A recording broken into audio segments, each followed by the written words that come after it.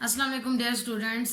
आज हम लोग पढ़ने वाले हैं चैप्टर 3 बायोडाइवर्सिटी का lecture 7 5 kingdom system of classification. Last lecture में मैंने आपको हिस्ट्री ऑफ क्लासिफिकेशन पढ़ाया था। वहाँ पर हमने जिक्र किया था कि रॉबर्ट विटकर ने एक क्लासिफिकेशन सिस्टम इंट्रोड्यूस करवाया था जिसको 5 किंगडम सिस्टम ऑफ क्लासिफिकेशन कहते हैं। आज हमने उसी के बारे में पढ़ना है। As you know, in 1969, Robert Whittaker classified all organisms into 5 kingdoms. These are Kingdom Monera or Prokaryota, Kingdom Protista, Kingdom Fungi, Kingdom Planta and Kingdom Animalia. इन पांचों किंगडम के बारे में हम लोग फर्स्ट चैप्टर में भी पढ़ चुके हैं। आज फिर हम इन्हीं को डिस्कस करते हैं, ठीक है। The general characteristics of these kingdoms are as follows. First of all, kingdom Monera और Prokaryota. This kingdom includes prokaryotic organisms. इस किंगडम के अंदर कौन से ऑर्गेनिजम्स आते हैं? प्रोकैरियोटिक। प्रोकैरियोटिक बहुत बार मैंने पिछले लेक्चर्स में भी आपको बताया। Prokaryotic organisms are those organisms which lack membrane bounded nucleus and organelles like mitochondria. So kingdom monera, they are unicellular or colonial and microscopic. kingdom monera के जो members होते हैं यूनिसेलुलर होते हैं और कुछ कॉलोनियल होते हैं। मतलब यूनिसेलुलर से मुराद ये है एक सेल पर मुश्तमिल, और कॉलोनियल से मुराद यहाँ पर ये कि कुछ होते तो यूनिसेलुलर है लेकिन वो एक साथ कॉलोनी बनाकर रहते हैं, ठीक है, एक दूसरे के ऊपर डिपेंडेंट होते हैं, और उसके साथ साथ ये माइक्रोस्कोपिक भी होते हैं। Their cell wall does not contain cellulose but is made of murein. इनकी जो सेल वॉल होती है वो किससे बनी होती है? म्यूरिन से, सेलुलोज से नहीं। Cellulose is a molecule of only polysaccharide, sugar का मॉलिक्यूल है। इसके अंदर ग्लूकोज के मॉलिक्यूल्स जो हैं वो बहुत बड़ी चेन बनाते हैं। ये एक स्ट्रक्चरल कंपोनेंट है या मैक्रो मॉलिक्यूल है। जबकि म्यूरिन जो है it is a molecule of polysaccharide and amino acids. ये पॉलीसेक्राइड और अमाइनो एसिड का एक मॉलिक्यूल है, ठीक है। Kingdom Monera members are heterotrophic. ये हेट्रोट्रॉफिक होते हैं। इट्स मीन्स कि ये अपनी खुराक खुद नहीं बना सकते। मोस्टली ये हेट्रोट्रॉफिक होते हैं, but some produce food by photosynthesis और कीमोसिंथेसिस। लेकिन इनमें कुछ ऐसे ऑर्गेनिजम्स भी होते हैं जो फोटोसिंथेसिस के जरिए या फिर कीमोसिंथेसिस के जरिए खुराक बनाते हैं। फोटोसिंथेसिस के बारे में आपको पता होगा। कीमोसिंथेसिस कहते हैं जैसे कि नेचुरल साइकिल होते हैं, नाइट्रोजन साइकिल। तो नाइट्रोजन साइकिल में कुछ बैक्टीरिया होते हैं जो एटमॉस्फेयर की नाइट्रोजन को फिक्स्ड करते हैं, ठीक है, उसको जो है अमोनिया में कन्वर्ट करते हैं। तो ये काम बैक्टीरिया कर रहा होता है। कुछ बैक्टीरिया जो होते हैं वो कीमोसिंथेसिस परफॉर्म करते हैं। For example cyanobacteria. Cyanobacteria also called blue green algae. So examples of kingdom Monera are bacteria, cyanobacteria. Here is a diagram of bacteria. These are bacillus. इनको bacillus कहा जाता है। ये बैक्टीरियल सेल्स हैं, ठीक है। And this is a filament of Nostoc. It is a type of cyanobacteria. Cyanobacteria की type है। इसमें आप देखिए मैंने ऊपर जिक्र किया था कि इसके जो मेंबर्स होते हैं वो यूनिसेलुलर होते हैं और कुछ कॉलोनियल होते हैं। तो यहाँ पर आप देख सकते हैं ये छोटे छोटे से बहुत सारे सेल्स ने मिलकर एक कॉलोनी बनाई हुई है। फिलामेंट कहते हैं थ्रेड लाइक। इनकी कॉलोनीज जो होती है ना वो बिल्कुल जैसे धागे नुमा नजर आती हैं और छोटे छोटे सेल्स पर मुश्तमिल होती हैं, ठीक है। सो ये था kingdom Monera. Next one is kingdom protista. This kingdom includes the eukaryotes. इस किंगडम में क्या कौन से मेंबर्स आते हैं? यूकैरियोट्स। अब आगे जितने भी हम किंगडम पढ़ेंगे उन सब में यूकैरियोटिक ऑर्गेनिज्म आते हैं। प्रोकैरियोटिक सिर्फ मोनेरा या प्रोकैरियोटा किंगडम में आते हैं, ठीक है। Eukaryotes are those organisms which have membrane bounded nucleus and also membrane bounded organelles. Kingdom Protista members are microscopic and unicellular और यूनिसेलुलर कॉलोनियल। ये भी माइक्रोस्कोपिक होते हैं, उसके अलावा यूनिसेलुलर होते हैं। यूनिसेलुलर के साथ साथ कुछ इनमें से यूनिसेलुलर कॉलोनियल भी होते हैं जैसे कि बैक्टीरिया थे। सम प्रोटिस्ट आर ऑटोट्राफ्स। कुछ प्रोटिस्ट के जो मेंबर्स होते हैं वो ऑटोट्राफ्स होते हैं because they contain chlorophyll and make their own food. क्योंकि ये अपनी खुराक जो है क्लोरोफिल के जरिए खुद बना सकते हैं। For example Euglena.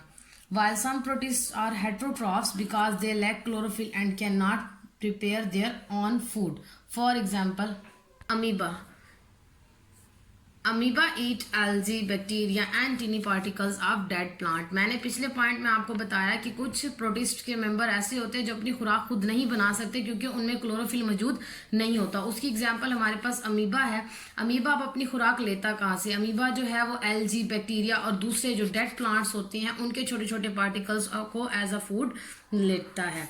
The cell wall is present in some form and of various type. इसमें जो सेल वॉल होती है वो सब मेंबर्स में मौजूद नहीं होती, कुछ में होती है, और जिनमें होती है तो हर एक के अंदर जो केमिकल होता है वो डिफरेंट होता है, केमिकल कंपाउंड इनका सेम नहीं होता दूसरे किंगडम्स की तरह। ठीक है, एग्जाम्पल्स में है Plasmodium, Volvox, Euglena, Chlamydomonas, Paramecium etcetera. Here is a diagram of Chlamydomonas and Paramecium, और इसके अलावा बाकी के डायग्राम्स आपकी टेक्स्ट बुक में भी दिए गए हैं। ठीक है, नेक्स्ट आ जाते हैं हम किंगडम फंगी की तरफ।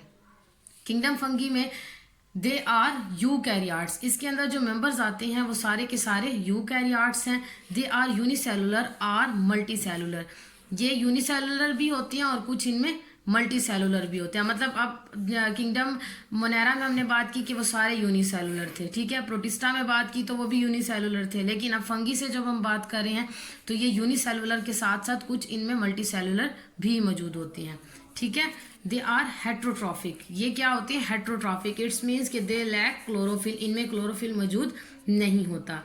दे लिव एज सेप्रोफाइट्स, अब सवाल आता है कि अगर इनमें क्लोरोफिल नहीं होता तो ये अपनी खुराक लेते कैसे, तो उन्होंने कहा कि ये सेप्रोफाइट्स के तौर पर आते हैं। सेप्रोफाइट्स किसे कहते हैं, those organisms derive food from the dead organic matter, ऐसे ऑर्गेनिज्म जो अपनी खुराक किससे लेते हैं, डेड मुर्दा ऑर्गेनिक जो मैटर होता है, मतलब कि जैसे कि डिकम्पोजर्स का नाम आपने सुना होगा। डिकम्पोजर्स का काम होता है कि बॉडी के जो डेड रिमेन्स होती हैं, जैसे कि प्लांट है, एनिमल्स हैं, उनको खाना।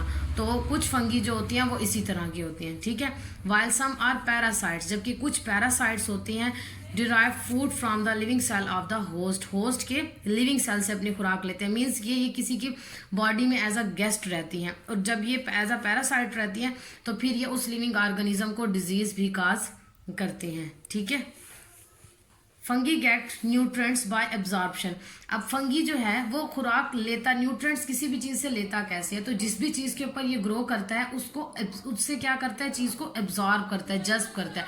और ये किसका एक बहुत, जिस भी चीज के ऊपर ग्रो करते हैं उससे जो है खाने को क्या करते हैं, एब्जॉर्ब करते हैं।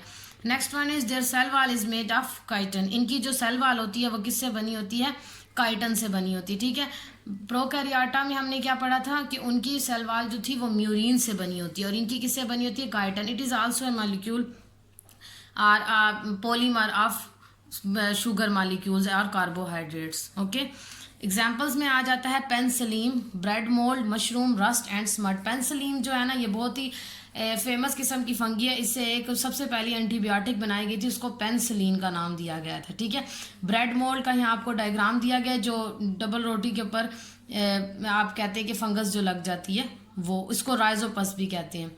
ठीक है, मशरूम, मशरूम का डायग्राम दिया हुआ है। रस्ट, रस्ट जो है ना यहाँ पर आप देखें ये एक लीफ है, लीफ के ऊपर अक्सर येलो कलर के जो होते हैं ना छोटे छोटे से स्पोर्स इसके ऊपर ग्रो कर जाते हैं, फंगस लग जाती है जिसको हम कहते हैं।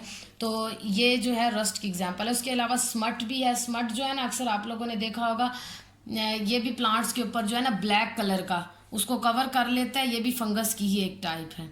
ठीक है, ठीक है, तो आज के लेक्चर में हमने पढ़ा 5 किंगडम सिस्टम ऑफ क्लासिफिकेशन के बारे में, और उसमें से हमने 3 किंगडम्स को डिस्कस किया, किंगडम मोनेरा और Prokaryota, kingdom Protista and kingdom fungi, kingdom fungi.